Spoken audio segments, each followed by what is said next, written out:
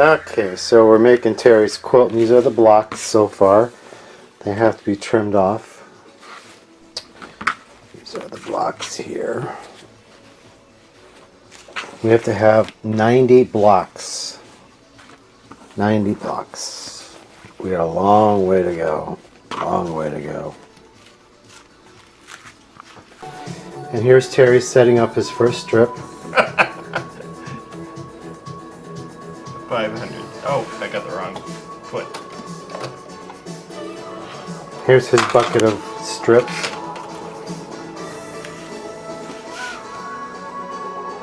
And here's strips that are boxed that were done, they're cut.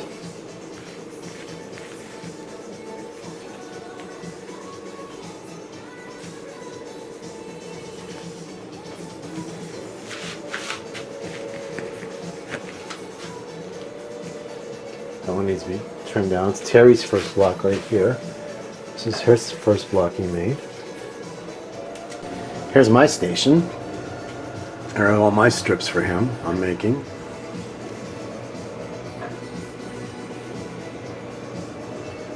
Yeah, I'm making a quilt with Terry, my best friend of 37 years.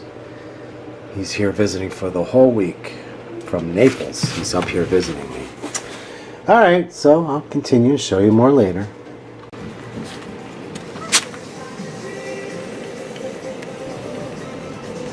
Okay, another block done.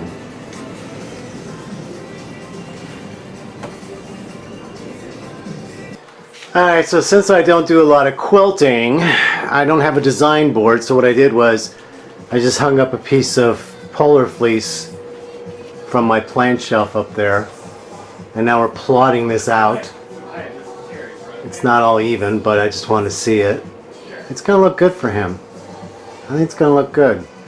So we need 9 across and 10 down. Yeah, it's going to look good. It's going to look good. What do you think, Mr. Head? He's thinking. Mr. Head is thinking about it. What are you thinking, Mr. Head?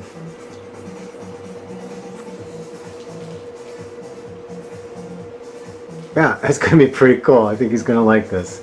So where did I get the idea for this pattern? Oh my God.